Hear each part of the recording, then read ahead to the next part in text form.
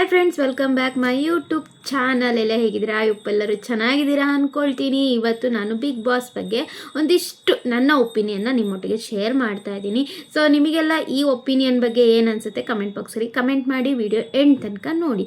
So big boss, Kannada big ಬಾಸಲ್ಲಿ ತುಂಬ ಹವಾ ಮೂಡಿಸಿರೋದು ಅಂದರೆ ನಮ್ಮ ಗಿಲ್ಲಿ, ಮಂಡ್ಯದ ಹೈದ ಅಂತಲೇ ಹೇಳ್ಬೋದು, ನಮ್ಮ ಗಿಲ್ಲಿ. ಸೊ ನಮ್ಮ ಗಿಲ್ಲಿಯ ಬಗ್ಗೆ ಕೆಲವೊಂದು ಕಾನ್ಸೆಪ್ಟ್ಗಳು ಅಥವಾ ಕೆಲವೊಂದು ವಿಷಯಗಳು ಸೋಷಿಯಲ್ ಮೀಡಿಯಾದಲ್ಲಿ ಓಡಾಡ್ತಾ ಇದೆ. ಏನಂದರೆ ಈ 2 ವೀಕಿಂದ ಗಿಲ್ಲಿಯನ್ನು ತುಂಬ ನೆಗೆಟಿವ್ ಆಗಿ ತೋರಿಸ್ತಾ ಇದ್ದಾರೆ ಅಂತ ಒಂದು. ಇನ್ನೊಂದು, ಸೊ ನೀನು ಇನ್ನೊಂದು ಚಾನಲ್, ಆ ಚಾನಲ್ ಹೆಸರು ಹೇಳಲಿಕ್ಕೆ ಹೋಗಲ್ಲ, ಇನ್ನೊಂದು ಚಾನಲಿಂದ ಬಂದಿರೋನು, ನಿನ್ನನ್ನು ಯಾವುದೇ ಕಾರಣಕ್ಕೂ ಈ ವಾಹಿನಿಯವರು ಗೆಲ್ಸಲ್ಲ, ಹೊರಗಡೆ ಬಂದುಬಿಡು ಅಂತೇಳಿ ಕೆಲವೊಂದು ಕಾನ್ಸೆಪ್ಟ್ಗಳು ನಡೀತಾ ಇದೆ, ಆಯಿತಾ. ಸೊ ಇದಕ್ಕೆ ಫಸ್ಟು ಕ್ಲಾರಿಟಿ ಕೊಡ್ತೀನಿ. ಲಾಸ್ಟ್ ಸೀಸನಲ್ಲೂ ಅಷ್ಟೇ ಹನುಮಂತ್ ಅವರು ಗೆದ್ದಿರ್ತಾರೆ. ಅವರು ಬೇರೆ ಒಂದು ಚಾನಲಲ್ಲಿ ತುಂಬ ಫೇಮಸ್ ಆಗಿ ಆದವರು ನಮ್ಮ ಚಾನಲಲ್ಲಿ ಅಥವಾ ಈಗ ಏನು ಬಿಗ್ ಬಾಸಲ್ಲಿ ನಡೀತಾ ಇದೆ ಆ ಕಲರ್ಸ್ ಕನ್ನಡದಲ್ಲಿ 50 ಡೇಸ್ ಆದಮೇಲೆ ಬಂದು ವಿನ್ ಆದ ಮನುಷ್ಯ, ಆಯಿತಾ. ವಿನ್ ಆದ ಮನುಷ್ಯ, ಅಲ್ಲಿ ಚಾನಲ್ ನಿಮಗೆ ಮ್ಯಾಟ್ರೇ ಆಗಲ್ಲ ಅಂದ್ಕೊಳ್ತೀನಿ. ಇನ್ನು 2 ವೀಕಿಂದ ತುಂಬ ನೆಗೆಟಿವ್ ಆಗಿ ತೋರಿಸ್ತಾ ಇದ್ದಾರೆ ಅಂತ ಹೇಳ್ತಾ ಇದ್ದಾರೆ. ತುಂಬ ನೆಗೆಟಿವ್ ಅಂತ ಹೇಳಲಿಕ್ಕಾಗಲ್ಲ, ಅವರು ಅಲ್ಲಿ ಏನು ಆಡ್ತಾ ಇದ್ದಾರೆ, ಏನು ಗಿಲ್ಲಿಯವರು ಅಥವಾ ನಟರಾಜ್ ಅವರು ಏನು ಅವರು ಮಾತು ಬರ್ತಾ ಇದೆ ಅಥವಾ ಏನು ಮಾಡ್ತಾ ಇದ್ದಾರೆ ಅದನ್ನೇ ತೋರಿಸ್ತಾ ಇದ್ದಾರೆ. ಅಪೋಸಿಟಿಂದ ನೆಗೆಟಿವ್ ಅಂತ ಏನಾದರೂ ಬಂತು ಅಂದರೆ ಟ್ರಿಗರ್ ಮಾಡಿದಾಗ ಮಾತುಗಳು ಅದೇ ಥರ ಬರುತ್ತೆ ಅಷ್ಟೇ. ಸೊ ಅದು ಫಸ್ಟಿಂದನೂ ಅವ್ರನ್ನೇ ಜಾಸ್ತಿ ಹೈಲೈಟ್, ನೀವು ಲೈವಲ್ಲಿ ನೋಡ್ಬೋದು, ಎಪಿಸೋಡಲ್ಲಾದರೂ ನೋಡ್ಬೋದು, ಪ್ರೋಮೋದಲ್ಲಾದರೂ ನೋಡ್ಬೋದು, ಅತಿ ಹೆಚ್ಚಾಗಿ ಅವರನ್ನು ಹೈಲೈಟ್ ಮಾಡಿ ತೋರಿಸ್ತಾ ಇದ್ದಾರೆ. ಹೈಲೈಟ್ ಮಾಡಿ ತೋರಿಸಿದಾಗ ಒಂದು TRPಯಿಂದನೂ ಇರ್ಬೋದು. ಸೊ ಕೆಲವೊಬ್ರು ಹೇಳ್ತಾರೆ TRP ಕಿಂಗ್ ಅಂತಲೇ ಹೇಳ್ಬೋದು. ಹಾಗೆ ಸುದೀಪ್ ಸರ್ ಹಿಂದಿನ ಸೀಸನಲ್ಲಿ ಹೇಳ್ತಾರೆ ಆ ಸೀಸನಿಗೆ ಮಾತ್ರ ಬೆಸ್ಟು, ಇನ್ನೊಂದು ಸೀಸನ್ ಬರೋ ತನಕ. ಈಗ ಕಾರ್ತಿಕ್ ಸೀಸನ್ ಬಂದಾಗ ವಿನಯ್ದೇ ಟಾಪು, ವಿನಯ್ ಮತ್ತು ಸಂಗೀತ ಅವ್ರದ್ದೇ ಟಾಪು TRP ಅಂತ ಹೇಳಿದರು. ಲಾಸ್ಟ್ ಸೀಸನ್ ಬಂದಾಗ ಹನುಮಂತ್ ಅವರು, ತ್ರಿವಿಕ್ರಮ್ ಬಂದಾಗ, ಧನು ಅವ್ರು ಬಂದಾಗ, ಅವ್ರ ಕಾಂಬಿನೇಷನಲ್ಲಿ ಮಂಜು ಅವ್ರು ಬಂದಾಗ ಅದೇ ಟಾಪ್ ಅಂತ ಅನಿಸ್ತು. ಈಗ ಬಂದಾಗ ಗಿಲ್ಲಿ ಅವ್ರದ್ದೇ ಟಾಪ್ ಅನಿಸುತ್ತೆ. ಸುದೀಪ್ ಸರ್ ಹೇಳಿರ್ತಾರೆ. ಸೊ ಆ ಸೀಸನಿಗೆ ಅದು ಬೆಸ್ಟು, ನೆಕ್ಸ್ಟ್ ಸೀಸನ್ ಬರೋ ತನಕ. ಅದನ್ನು ನಾವು ಅರ್ಥ ಮಾಡ್ಕೋಬೇಕು. ಇಲ್ಲಿ ಗಿಲ್ಲಿ ಅವ್ರನ್ನ ನೆಗೆಟಿವ್ ಆಗಿ ತೋರಿಸ್ತಾ ಇಲ್ಲ. ಇದು ಒಂದು ಚಾನಲ್ ಕಡೆಯಿಂದ ನನ್ನ ಒಪಿನಿಯನ್ ಅಷ್ಟೇ. ಸೊ ಇಲ್ಲಿ ಆ ಚಾನಲು ಈ ಚಾನಲ್ ಅಂತ ಬರೋ ನೆಸೆಸಿಟಿ ಇಲ್ಲ. ಅವರು ಕಂಪ್ಲೀಟಾಗಿ ಓಟಿಂದನೇ ಡಿಸರ್ವ್ ಆಗಿ ವಿನ್ ಆಗುವಂಥದ್ದು. ಫುಲ್ಲಿ ಗಿಲ್ಲಿನೇ ವಿನ್ ಆಗಬೇಕು, ವಿನ್ ಆಗ್ತಾರೆ. ಸೊ ಇನ್ನು ನಾನು ಇಲ್ಲಿ ರಘು ಅವ್ರ ಬಗ್ಗೆ ಹೇಳ್ತೀನಿ. ರಘು ಅವ್ರನ್ನ ನಾನು ತುಂಬ ಕ್ವಾಟ್ಲೆ ಕಿಚನಲ್ಲೂ ಸಹ ಅವರೇ ವಿನ್ ಆಗಬೇಕು ಅಂತಲೇ ತುಂಬ ಬಯಸಿದ್ದೆ. ಅಲ್ಲೂ ವಿನ್ ಆದರು. ಯಾಕಂದರೆ ಕ್ವಾಟ್ಲೆ ಕಿಚನಲ್ಲಿ ಅವರು ವ್ಯಕ್ತಿತ್ವ ಕಾಣಲ್ಲ. ಇಲ್ಲಿ ಬಂದಾಗ ಒಳಗಡೆ ಬರಬೇಕಾದ್ರೂ ಸುದೀಪ್ ಅವರು ನಿಮಗೆ ಯಾರು ಜೆನ್ಯೂನ್ ಆಗಿ ಕಾಣಿಸ್ತಾರೆ ಅಂತ ಹೇಳಿದಾಗ ರಕ್ಷಿತಾ ಮತ್ತು ಗಿಲ್ಲಿ ಅವರು ಜೆನ್ಯೂನ್ ಆಗಿ ಕಾಣಿಸ್ತಾರೆ ಅಂತ ಹೇಳಿದರು. ಹೊರಗಡೆ ಒಳಗೆ ಹೋದ್ಮೇಲೆ ಅವರಿಬ್ಬರು ಅವ್ರ 3 ಜನದೊಂದು ಬಾಂಡಿಂಗು ಚೆನ್ನಾಗಿತ್ತು. ಬಟ್ ಬರ್ತಾ ಬರ್ತಾ ಬರ್ತಾ ಬರ್ತಾ ಏನು ಬರ್ತಾ ಬರ್ತಾ ರಾಯರ್ ಕೂರಕ್ಕೆ ಅತ್ತೆ ಆಯಿತು ಅಂತ ಹೇಳ್ತಾರಲ್ಲ, ಅದೇ ಥರ ರಘು ಅವರು ಆಗ್ತಾ ಇದ್ದಾರೆ ಅಂತ ಹೇಳ್ಬೋದು. ತಮ್ಮ ತಾಳ್ಮೆನ ಕಳ್ಕೊಳ್ತಾ ಇಲ್ಲ, ಅವರು ಮೆಂಟಲಿ ಗೇಮ್ ಆಡ್ತಾ ಇದ್ದಾರೆ. ಸೊ ಗೊತ್ತು ಗಿಲ್ಲಿಯವರಿಗೆ ಯಾವ ಥರ ಪಬ್ಲಿಸಿಟಿ ಇದೆ ಅಂತ ಹೇಳಿ, ಅವರು ಇನ್ನು ಆಗೇ ಆಗ್ತಾರೆ ಅಂತ ಹೇಳಿ ಅವ್ರನ್ನ ತುಳಿಯೋ ಪ್ರಯತ್ನ ಪ್ರತಿಯೊಂದು ಹಂತದಲ್ಲೂ ಅಲ್ಲ, ಪ್ರತಿಯೊಬ್ಬರು ಹೇಳ್ತಿರಲ್ಲ ಗಿಲ್ಲಿಗೆ, ನೀನು ಕೆಲಸ ಮಾಡಲ್ಲ ಮಾತಾಡ್ಕೊಂಡಿರ್ತೀಯ.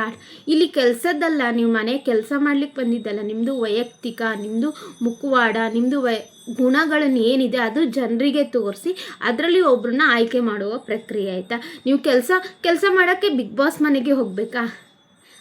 ಅಡುಗೆ ಮಾಡಬೇಕಂದ್ರೆ ಬಿಗ್ ಬಾಸ್ ಮನೆಗೆ ಹೋಗಬೇಕಾ? ಅದು ಒಂದು ನಿಮಗೆ 24 hours ಇರೋಕ್ಕಾಗಲ್ಲ ಅಂತೇಳಿ ಒಂದು ಆಟ ಕೊಡ್ತಾರೆ. ನಿಮ್ಮ ಮನೇನ ನೀವು ಕ್ಲೀನಾಗಿ ಇಟ್ಕೊಳ್ಳಿ ಅಂತ. ಅದನ್ನು ಕನ್ಸಿಡರ್ ಮಾಡಿ ನೀವು ಕಳಪೆ ಕೊಡೋದು ಎಷ್ಟು ಸರಿ? ಸೊ ನಿನ್ನೆ ಆಗಿರುವಂಥದ್ದು ಅಷ್ಟೇ. ಸೊ ಕಳಪೆ ಕ್ಯಾಂಡಿಡೇಟು ಸುಮಾರು ಜನ ಇದ್ದರು. ಧ್ರುವಂತ್ ಬಗ್ಗೆ ಹೇಳಲಿಕ್ಕಿಲ್ಲ ನಾನು, ಯಾಕಂದರೆ ಯಾವ ಆಟನೂ ಆಡಿಲ್ಲ, ಆಡ್ಲಿಕ್ಕೆ ಅವ್ರಿಗೆ ಚಾನ್ಸಸ್ ಸಿಕ್ಕಿಲ್ಲ. ಕೊಟ್ಟಿರೋ ಕೆಲಸನ ಕರೆಕ್ಟಾಗಿ ಮಾಡಿದ್ದಾರೆ. ಇಲ್ಲಿ ನಾನು ಮೇಯ್ನಾಗಿ ಹೇಳಬೇಕು ಅಂದರೆ ಅಭಿನಾ ಮತ್ತು ಸೂರಜ್ ಅವ್ರನ್ನ ಕಳಪೆ ಕೊಡಬೇಕಿತ್ತು ಅಂತ ಹೇಳ್ತೀನಿ. ಯಾಕಂದರೆ ಸೂರಜ್ ಅವರು, ರಾಶಿಕ್ ಅವರು ಚೆನ್ನಾಗಿ ಆಡಿರ್ತಾರೆ. ಸೊ ಸೂರಜ್ ಅವರು ಹಿಡ್ಕೊಂಡಿರುವ ರಿಂಗನ್ನು ಕೆಳಗೆ ಬಿಟ್ಟು ರಾಶಿಕಂಗೆ ಕೊಡದೆ ಕೆಳಗೆ ಬಿಡ್ತಾರೆ. ಸೊ ಅಲ್ಲಿ ಅವರಿಗೆ 0 ಆಗುತ್ತೆ. ಅವರು +9 ಏನೋ ತೊಗೊಂಡಿದ್ರು. ಸೊ ಅದು +9 ಆಗಿಬಿಟ್ಟಿದ್ರೆ ರಿಂಗ್ ಟಾಸ್ಕಲ್ಲಿ ಅವರೇ ವಿನ್ ಆದಂಗೆ ಆಗ್ತಿತ್ತು. ಸೊ ಅವ್ರು ಕೈಯಾರೆ ಕಳ್ಕೊಂಡ್ರು. ಇನ್ನು ಲಕ್ಸುರಿ ಬಜೆಟ್ಟು, ಮನೆಗೆ ಯಾರು ಡಿಸಿಷನ್ ತೊಗೊಳ್ಳಿಕ್ಕೆ ಯೋಗ್ಯರಲ್ಲ ಅಂತ ಹೇಳಿ ಧನು ಮತ್ತು ರಕ್ಷಿತಾ ಮತ್ತು ಅಶ್ವಿನ ಸೆಲೆಕ್ಟ್ ಮಾಡಿದರು. ಅವ್ರು ಲಕ್ಸುರಿ ಬಜೆಟು 11 ಜನಕ್ಕೆ ಬಿಟ್ಕೊಟ್ಟಾಗ ಅದನ್ನೆಲ್ಲ ನೋಡಿರ್ತಾರೆ. ಅಭಿ ಅವರು ಕ್ಯಾಲ್ಕುಲೇಷನ್ ಮಾಡೋದ್ರಲ್ಲಿ ಮಿಸ್ ಮಾಡಿ ಲಕ್ಸುರಿ ಬಜೆಟನ್ನು ಮಿಸ್ ಮಾಡ್ತಾರೆ. ಸೊ ಕಳಪೆ ಅವರೇ ಆಗ್ತಾರೆ ಅಲ್ವಾ, ಆ್ಯಸ್ ಯೂಶ್ವಲು. ಈಗ ಗಿಲ್ಲಿಯವರು ಏನೇ ಒಂದು ಕಾಮಿಡಿ ಮಾಡ್ತಾ ಇರ್ಬೇಕಾದ್ರೆ ನಗ್ತಾರೆ, ಚೆನ್ನಾಗಿ ಆ ಟೈಮಲ್ಲಿ ಫನ್ ಮಾಡಿಕೊಂಡು ಹಂಗೆ ಹಿಂಗೆ ನಗಾಡ್ತಾರೆ. ಬಟ್ ಕಳಪೆ ಅಂತ ಅಥವಾ ಏನೋ ಒಂದು ಡಿಸಿಷನ್ ತಗೋಬರೋ ಟೈಮಲ್ಲಿ ರಘು ಅವರು ಏನು ಕೊಡೋದು, ಗಿಲ್ಲಿಯವ್ರನ್ನೇ ಟಾರ್ಗೆಟ್ ಮಾಡ್ತಿದ್ದಾರೆ. ಈ ಸಲ ನಾಮಿನೇಷನಿಂದ ಹಿಡಿದು ಸೂರಜಿಂದ ತೆಗೆದು ಸೂರಜನ ಉಳಿಸ್ಕೊಳ್ಳೋದು. ಹಾಗೆ ಇನ್ನೊಂದು ವಿಡಿಯೋ ಹರಿದಾಡ್ತಾ ಇದೆ, ಚಪಾತಿ ಏನೋ ಮೋಸ್ಟ್ಲಿ ಚಪಾತಿ ತಿಂತಾ ಇರೋದು. ಅವನು ಎಷ್ಟು ಬೇಡ್ಕೊಳ್ತಾರಂದರೆ ಆ್ಯಸ್ ಯೂಶ್ವಲ್ ಓಕೆ ಅಲ್ಲಿ ಇರಲ್ಲ, ಸೊ ನಂಗೆ ಕೊಟ್ಟರೆ ಅವ್ರಿಗಿರಲ್ಲ ಅಂತ. ಆದರೆ ರಾಶಿಕಾಗಿ ಯಾಕೆ ಕೊಟ್ಟರು? ಸೊ ಅದು ಎಷ್ಟು ಅವರು ಭಯ್ಯ ಅಥವಾ ಅಣ್ಣ ಜಾನ್ ಅಂತ ಎಷ್ಟು ಆಸೆಯಿಂದ ರಘು ನಂಬಿಕೆ ಇಟ್ಟಿದ್ದ, ನಂಬಿಕೆನೆಲ್ಲ ಕಳ್ಕೊಳ್ತಾ ಇದ್ದಾರೆ ಒಂದು ಕಡೆಯಿಂದ. ನಾನು ಅಷ್ಟೇ ಸಿಕ್ಕಾಪಟ್ಟೆ ಅವರಿಗೆ ವೋಟ್ ಹಾಕೋದಾಗಲಿ. ಸೊ ಅವರು ರಕ್ಷಿತಾ ಅವರು ನಾನು ನಾಮಿನೇಟ್ ಮಾಡಿದಾಗ ಸಿಕ್ಕಾಪಟ್ಟೆ ಬೇಜಾರಾಗಿತ್ತು. ಸೊ ಯಾಕೆ ಈ ಹುಡುಗಿ ಈಗ ಅನಿಸ್ತಾ ಇದೆ ಆ ಹುಡುಗಿ ಕರೆಕ್ಟಾಗೇ ಮಾಡ್ತಾ ಇದ್ದಾಳೆ ಅಂತ. ಸೊ ರಕ್ಷಿತನ ಬಗ್ಗೆ ನನಗೆ ಫಸ್ಟಿಂದನೂ 100ಗೆ 90% ಪಾಪ ಒಳ್ಳೆ ಹುಡುಗಿ, ಮಾತಾಡೋಕ್ಕೆ ಏನು ಬರಲ್ಲ ಅದನ್ನೇ ಮಾತಾಡ್ತಾಳೆ ಅಂತ. ಬಟ್ ಈ ವಾರದಲ್ಲೂ ಅಷ್ಟೇ ಗಿಲ್ಲಿಯೋನ ನಾಮಿನೇಟ್ ಮಾಡಿದಾಗ ಸರಿಯಾಗಿ ರೀಸನ್ ಕೊಟ್ಟಿರಲಿಲ್ಲ. ಬಟ್ ನಂಗೆ ಅನಿಸ್ತು ಆಮೇಲೆ ರಾಶಿಕಾ, ಸೂರಜ್ಜು, ಚೈತ್ರ ಮತ್ತು ರಘು ಅವರೆಲ್ಲ ಒಂದು ಡಿಸ್ಕಷನ್ ಆದಾಗ ನಾನು ಗಿಲ್ಲಿಯವ್ರನ್ನ ಕ್ಯಾಪ್ಟನಾಗಿ ನೋಡಬೇಕು ಅಂತ ಆಸೆ ಪಡ್ತಾರಲ್ವ. ಸೊ ಅವ್ರು ಏನು ಹೇಳಿದರು, ನನಗೆ ನಾಮಿನೇಷನ್ ಟೈಮಲ್ಲಿ ಅವ್ರ ಬಗ್ಗೆ ಏನು ಫಸ್ಟ್ರೇಷನ್ ಇರುತ್ತೆ ಅದನ್ನೆಲ್ಲ ಹಾಕಿಬಿಟ್ಟು ಅಲ್ಲಿಗೆ ಕ್ಲಿಯರ್ ಮಾಡ್ತೀನಿ ಅಂತ. ಸೊ ಅವರು ನಾಮಿನೇಷನ್ ಅಂದರೆ ಆ ಥರ ಅರ್ಥ ಮಾಡ್ಕೊಂಡಿರೋದು.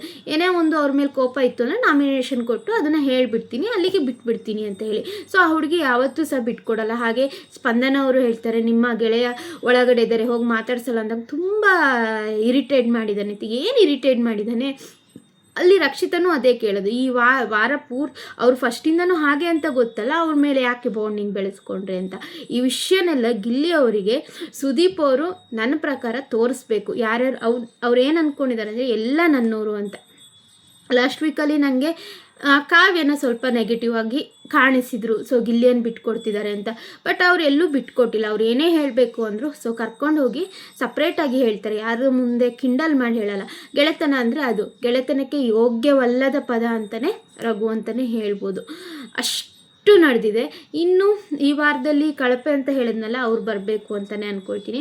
ಇನ್ನು ಡಿಗ್ರೀಟಲ್ಲಿ ಅಂದರೆ ಬಾಟಮಲ್ಲಿರೋದೇ ರಾಶಿಕಾ ಅಂತಲೇ ಹೇಳ್ಬೋದು. ರಾಶಿಕಾ, ಸೂರಜ್ ಇದ್ದಾರೆ, ಧ್ರುವಂತು, ಸ್ಪಂದನ ಮಿಡ್ಲಲ್ಲಿದ್ದಾರೆ.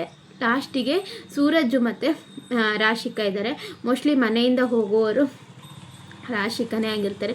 ಕಂಪ್ಲೀಟ್ ವಾರದಲ್ಲಿ ಈ ಥರ ನಡೆಯುತ್ತೆ. ಇಲ್ಲಿ ರಜತ್ ಅವ್ರದ್ದು ಇವತ್ತೊಂದು ಬೆಳಗ್ಗೆ ಒಂದು ಆರ್ಗ್ಯುಮೆಂಟ್ ಆಗುತ್ತೆ. ಆರ್ಗ್ಯುಮೆಂಟಲ್ಲಿ ಫಸ್ಟ್ ಪದ ಬಳಕೆ ಬರೋದು ಇವರಿಗೆಲ್ಲ ತಂದು ಹಾಕಲಿಕ್ಕೆ ಅಂತ, ಮಾಡಿ ಹಾಕಲಿಕ್ಕೆ ಅಂತ ಹೇಳಿ ಒಂದು ಯೂಸ್ ಮಾಡ್ತಾರೆ ರಘು ಅವರು ಮಾತುಗಳು ಸರಿ ಬರ್ತಲ್ಲ. ಇಲ್ಲಿ ನಾನು ಅಶ್ವಿನಿ ಅವ್ರನ್ನ ನಾನು ಅಪ್ರಿಷಿಯೇಟ್ ಮಾಡ್ತೀನಿ. ಒಳ್ಳೆಯ ಒಂದು ಸ್ಟ್ಯಾಂಡ್ ತಗೊಂಡು ನಾನೇ ಕಿಚನ್ಗೆ ಹೋಗ್ತೀನಿ, ನಾನೇ ಮಾಡ್ತೀನಿ, ನಾನೇ ಇರ್ತೀನಿ, ನಾನು ಇದೆಲ್ಲ ಕೆಲಸ ಮಾಡಿ ನಂಗೆ ಟೈಮ್ ಇರುತ್ತೆ, ನಾನು ಕಿಚನಿಗೆ ಹೋಗಿ ಹೆಲ್ಪ್ ಮಾಡ್ತೀನಿ ಅಂತ ಹೋಗೋರೆ ಅವರು.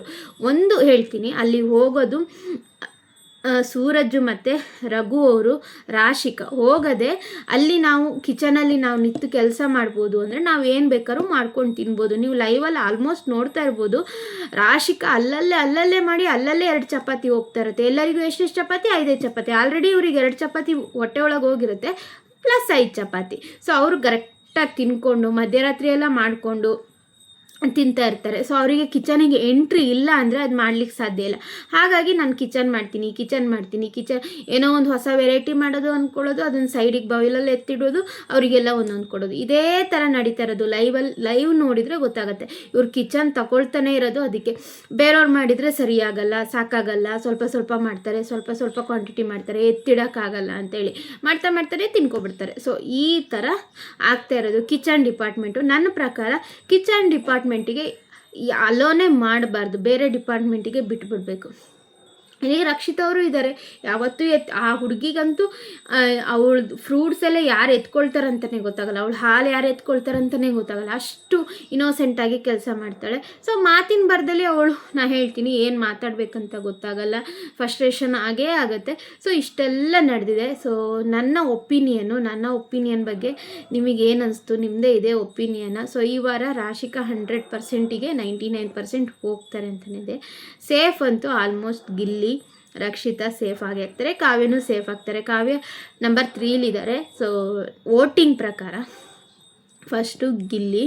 ಸೊ ಇದಿಷ್ಟು ವಾರದ ಕತೆ ಕಿಚ್ಚನ ಜೊತೆಯಲ್ಲಿ ಡಿಸ್ಕಷನ್ ಆಗೋ ವಿಷಯಗಳು. ಸೊ ಫುಲ್ ವಿಡಿಯೋ ಇಷ್ಟ ಆಗಿದೆ ಅಂದ್ಕೊಳ್ತೀನಿ. ಇಷ್ಟ ಆದರೆ ಲೈಕ್ ಮಾಡಿ, ಹಾಗೆ ಸಪೋರ್ಟ್ ಮಾಡಿ. ಸಿಗ್ತೀನಿ ಮತ್ತೊಂದು ವಿಡಿಯೋに. Thank you, bye.